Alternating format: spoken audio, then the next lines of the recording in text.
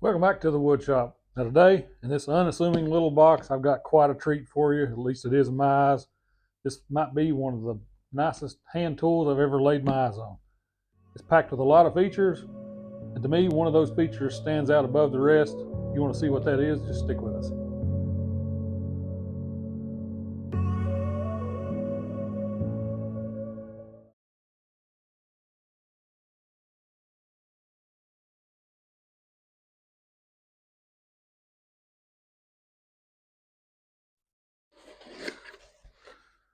Of course, we got some tire foam in here, a couple little accessories. Here is the main attraction. I'm sure there are some of you out there that are familiar with this. That may be one of the nicest router planes I've ever seen. Like I said, it's got a lot of features. I'm going to go through each one of those, show you just exactly how this thing works. Maybe it's something you want to add to your wood shop. A big thank you to the guys over at Banggood for sending this out for review. If you're interested in this product, I'll leave a link in the description.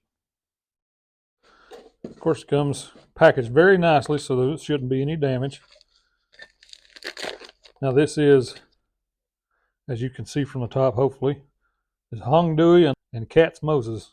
A lot of you, especially if you watch a lot of YouTube woodworking, you may be familiar with him. He started his own tool company, and he has mentioned that his company and Hong Dui have kind of partnered together to come up with this thing.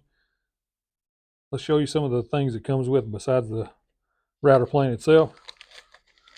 First thing is this black bag you'll see, and it also comes with a very nice and hefty marking knife. Now, of course, the handle is plastic. Would have been nicer to have wood, but regardless of the fact, that is a very dense, very heavy, feels sturdy in your hand. Hopefully that's going to be a good little marking knife, but we'll do more on that later. Of course, a little Allen wrench here for tightening up various bits. And of course a larger one with a T-handle, and I'm pretty positive that is the one that takes off your bit here and maybe even some of the other things. So let's go to what's inside in this extra little compartment. See a couple little Allen head screws here, or bolts, however you want to look at that.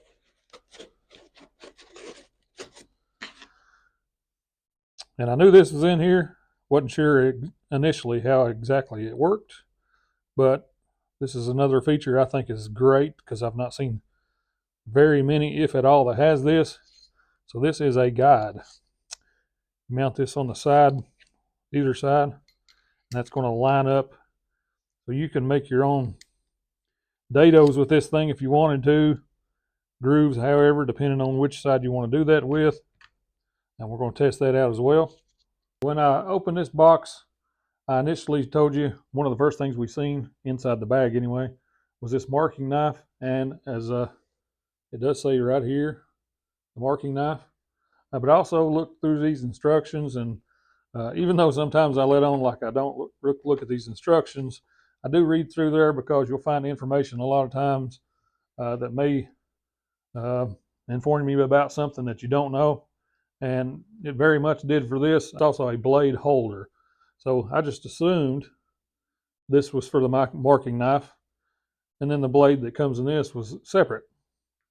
So this actually allows you to interchange these.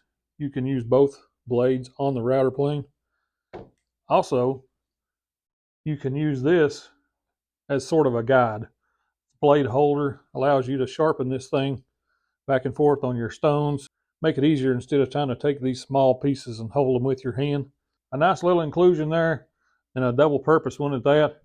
I do really feel like when they designed this, they sat down and thought a lot of the features that would be the best for the consumer, adding precision. Once we get into this, I think you'll see what I'm talking about. Really nice setup. Like I said, I believe they've done a lot of research on this one. And here is a closer look at everything. I'll go through some of the fixtures here. I didn't actually look in the book. It may tell us. Not sure what type hardwood these handles are, but they are very nice. So they fit in there very snug. Here you've got a measurement here where you can actually twist this thing, raise it up however much you want, and you can actually lock it down. If you also have unlocked and locked. This piece, I've actually let it drop down here. So this piece actually allows it however deep you want to go with your cut, so you can raise this up or down wherever it needs to be. Flip that over, and no matter what, when you tighten this down, as long as you got this secured very good, it's not going to go below that, and it's going to give you consistent cuts. That's very handy if you have to make, several cuts, that you can consistently make the same depth every time. And so when you want to lock this thing in place, the back of it, you can see it's got a thumb wheel. But also, one of the cool features about this one, they've actually got a spring. So that provides just a little bit of tension, and you can actually feel it in your hand. It's got a really nice spring tension to it. Just feels quality. Now, my favorite feature in this router plane, far and away, is the depth adjustment. And the reason being, when you do this, there is absolutely no slop whatsoever, and I'll show you a closer look at that. But basically, there is no slop. Now, people who have used hand planes and other router planes, you'll know, just take, for instance, this hand plane.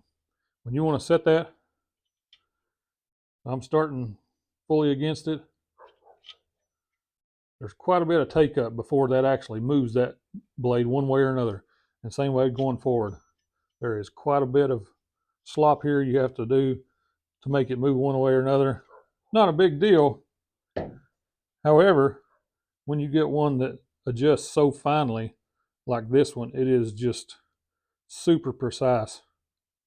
No slop whatsoever.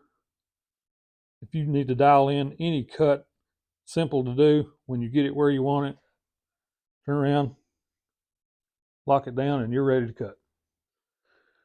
So, as many of you know, I'm more of a hybrid woodworker. I try to use machines as much as possible because it gives me quicker results, but I love hand tools.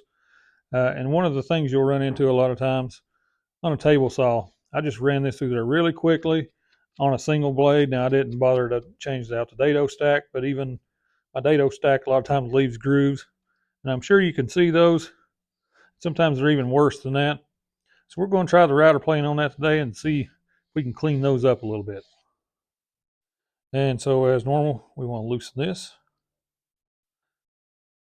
And you can probably tell it's kind of a slow moving blade, but that's actually good. It gives you more precision. I'm going to get that to where it just touches and then go a little bit more. I'm going to lock that down.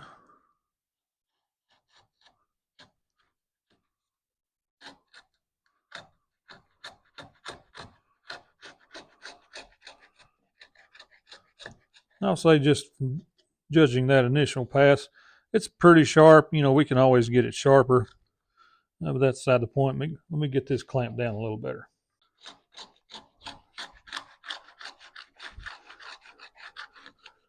Now, of course, this is just some soft pine. There's nothing too strenuous. So we've got down pretty good there. Let's lower it just a little bit more.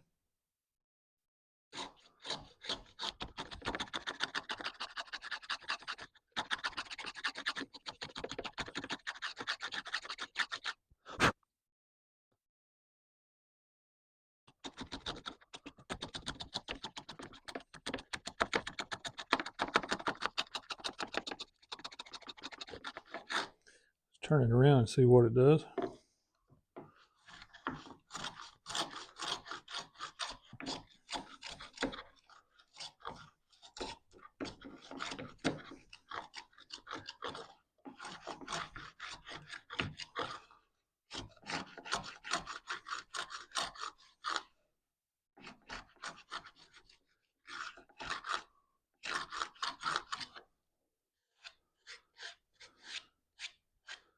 Now, in my opinion, it is very hard to argue with those results. That is completely smooth, other than maybe just a little bit of sanding. Right up next to the edge here, give a good square cut. Can't beat that, especially straight out of the box. Now, one other feature I just seen in the instruction book as well, every time I've ever used one of these, the blade has been right in the center, thus calling it a router plane. This one actually has the feature available. Take these screws out, flip this around, and then you can use it from this side and have the blade pointed that way. Kind of just gives you other options, you know, especially if you maybe need to get somewhere where you don't want to be inside the centerpiece. It's a good option to check out. Right now we're going to go ahead and attach this guide. I've got just a simple 1x4 here. We're going to cut just a small groove, see how good that part works. Now what we're going to do here is attach, and like I said, this does have holes on either side. So you can attach this, and today, just because of where I'm at, I'm going to attach it to this side. And this does, I'm assuming, have features here where if you want to attach a larger piece of wood to use as your guide, you can do that as well. Let's get this attached in here. Hopefully I have got enough room, but it ain't looking like I do. Anyway, comes with the Allen head screw or bolt, turned up on its edge.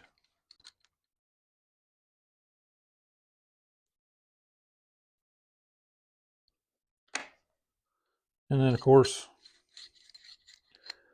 hopefully that's self-squaring here, and I'm going to assume it is. Square to the blade.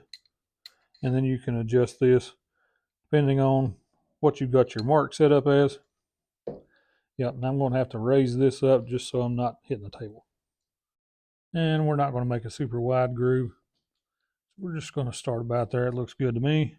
Tighten down. Now, one drawback I will say to this, if you're wanting to make a narrow groove, unless they make a separate blade, this is not going to do it. Let me get the actual measurement here. Yeah, this blade is about a 1/2 inch wide. So that's fairly wide. Let's just say you want to make a 1/4 inch groove. You're not going to be able to do it with that particular blade. However, still think it's going to be a great tool no matter what.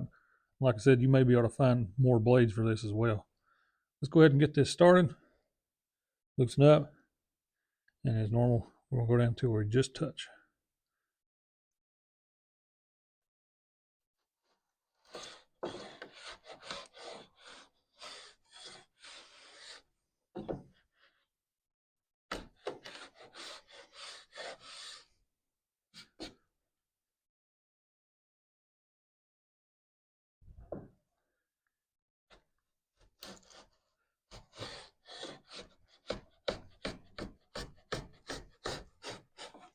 That's probably a little heavier cut than it needed to be.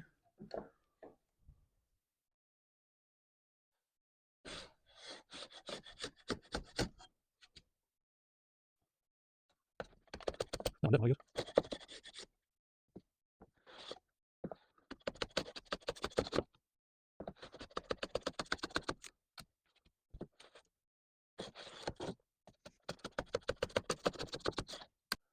Still getting used to this. Of course, I don't want to, I'm not sure how tight this stays, so I've not been exactly keeping it as square as I should have, because there's always a chance if I don't have that tightened up enough, I can scoot it over and just keep going farther and farther. So I've just been kind of taking it easy, and in the process letting myself get a little bit out of square. Not a big issue though. Now, as you can tell, I didn't make it a perfect groove. Like I said, I was letting myself get out of square, that kind of stuff. Just getting kind of used to how it works. But I'm not going to complain one bit. As I mentioned, we can always sharpen that blade a little more, but it's cutting very good. I think it's going to take a bit more sharpening, though. Still a great tool in my opinion. Now it's just a quick demonstration. I'm sure a lot of you are familiar with the marking knife. Just showing you how that works. Got a little square here. Lay this blade up next to the edge of it. Much more precise than a pencil. Puts that right in there. Gives you a groove with your saw to lay right into. Great little tool. And that's not a bad cut. However, I can feel just a little bit of a burr here. possibly they didn't take that off. Regardless, a little bit of running across a whetstone or a diamond stone, that'll be razor sharp. As I mentioned, I think this is going to be a great tool. It comes with lots of accessories. You know, the edge guide is a great feature for especially doing grooves and that sort of thing. Marking knife and blade holder, awesome little features that they didn't have to add. But the tool itself, I think, is great. A lot of precision, a lot of thought went into this. Very, very nice. Like I said, probably one of the nicest hand tools I own. I would give this a great thumbs up. You know, long term we'll tell more about it, but I look forward to getting in the shop. Been kind of a cold winter, not been in the shop as much, but I look forward to do more and more work with this, cleaning up those joints. And to me, cleaning up these edges right here is something I've fought with for a long time. You know, I've got smaller router planes that just really didn't, you know, feel that need. It didn't do it quite as good as I wanted it to. Chisels only do so much, but this really precise, give a very smooth cut. And I haven't even tried this pointed blade, and they said for cross grain cuts, you know, that may be even a better option. But you know, the square cut blade actually done a great job. It's pretty smooth. Like I said, maybe a little bit of sandpaper across there, but way smoother than I've done before, especially with something similar to this. So that's going to do it for this video, guys. Man, I appreciate each and every one of you for sticking around, especially if you stuck to the end. Big thanks to Banggood for sending me this sweet little router plane. I know I'm going to get a lot of use out of this. And as I said, if you're interested in this one, I'll put a link in the description. Thanks for watching. Like, share, subscribe if you would. And I'll see you on the next video.